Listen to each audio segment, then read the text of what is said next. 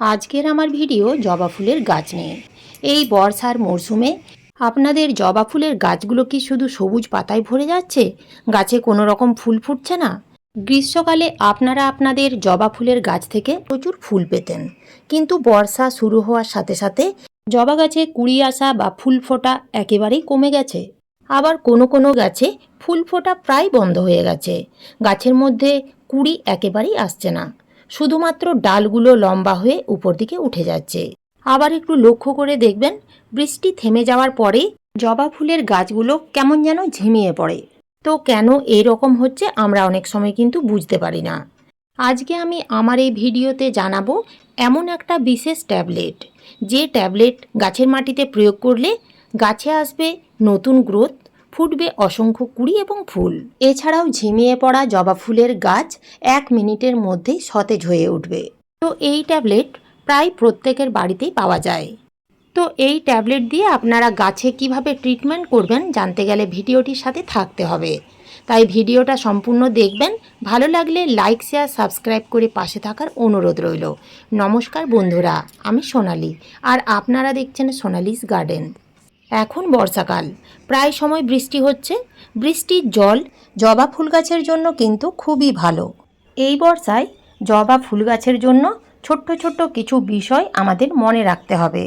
যেমন এই বর্ষায় গাছের মাটিতে আমরা কি খাবার দেব, যে খাবার দিলে গাছে আসবে অসংখ্য কুড়ি এবং ফুটবে গাছ ভর্তি ফুল।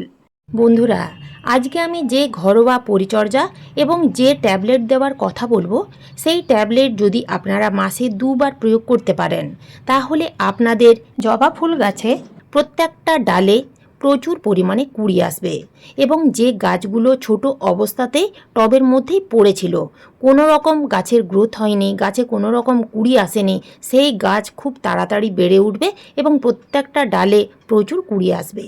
এমন অনেক বন্ধু আছেন, সময়ের অভাবে বারবার বাজার থেকে রাসায়নিক সার কিনে এনে গাছের মাটিতে দিয়ে দিচ্ছেন, যার ফলে অনেক সময় গাছের মাটি ক্ষারীয় হয়ে যায়। মাটি যদি ক্ষারীয় হয়ে যায় তাহলে সেই গাছে একেবারে কুড়ি আসবে না। তাই রাসায়নিক সার বাদ দিয়ে আপনারা ঘরোয়া কিছু জৈব খাবার দেওয়ার চেষ্টা করবেন। আপনারা যদি গাছের মাটিতে সময় মতো ঘরোয়া তরল খাবারগুলো দিয়ে যেতে পারেন, তাহলে বাজার থেকে টাকা খরচ করে কোনো রকম রাসায়নিক খাবার গাছের মাটিতে দেওয়ার জন্য আর প্রয়োজন পড়বে না। সেই তরল খাবারগুলো দিয়েই আপনারা আপনাদের গাছের গ্রোথ সুন্দর করতে পারবেন এবং গাছে প্রচুর পরিমাণে ফুল ফোটাতে পারবেন। তো গাছ থেকে প্রচুর পরিমাণে ফুল নিতে গেলে এই বর্ষার সময় আমাদের বেশ কিছু পরিচর্যা করতে হবে।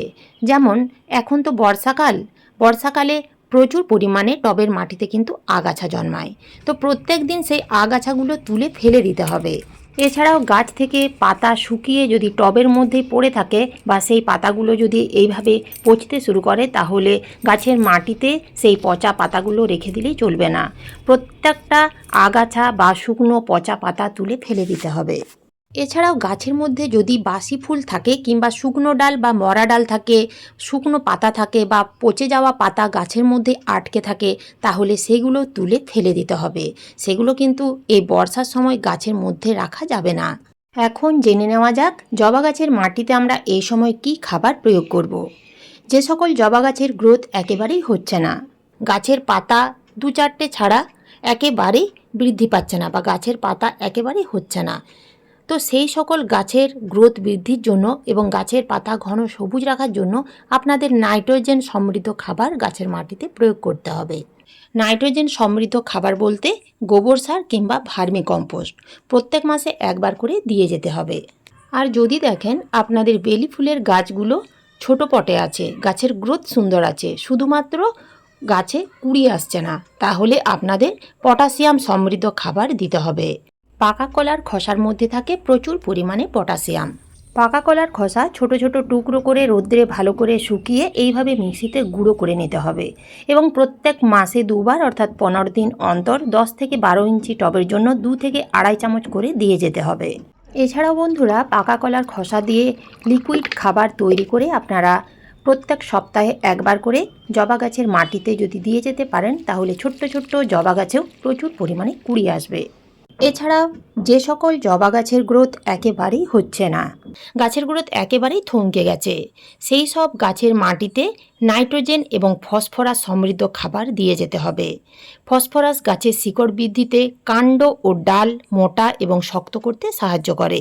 গাছের শিকড় যত সুন্দর তৈরি হবে, আমাদের বাগানের জবা ফুলের গাছগুলো উপর দিকে ঠিক ততটাই সুন্দরভাবে বেড়ে উঠবে।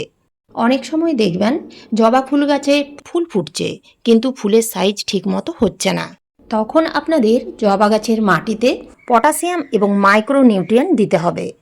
এখন দেখে নেওয়া যাক কি এমন ম্যাজিক খাবার যা গাছের মাটিতে দিলে সমস্ত পুষ্টি উপাদান গাছ খুব ভালোভাবে পেয়ে যাবে এবং তার সাথে সাথে রোগ প্রতিরোধ ক্ষমতা অনেক গুণ বেড়ে যাবে।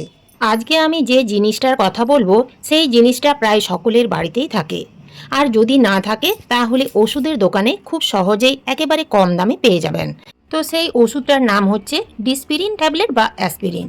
এই একটি ট্যাবলেটের দাম মাত্র 1 টাকা। তো এই ট্যাবলেট আমরা কখনোই গাছের মাটিতে সরাসরি দিতে পারবো না, এছাড়াও টবের মাটিতে পুঁতে দিলেও হবে না।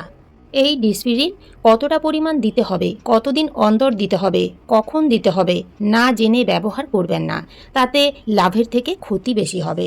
তাহলে কিভাবে দিতে হবে? এখানে দেখুন আমি 1 লিটার জল নিয়েছি এবং 1 লিটার জলের মধ্যে একটা ডিসপিরিন ট্যাবলেট খুব ভালোভাবে গুঁড়ো করে নিয়েছি এবং এই 1 লিটার জলের সাথে খুব ভালোভাবে মিশিয়ে নিতে হবে।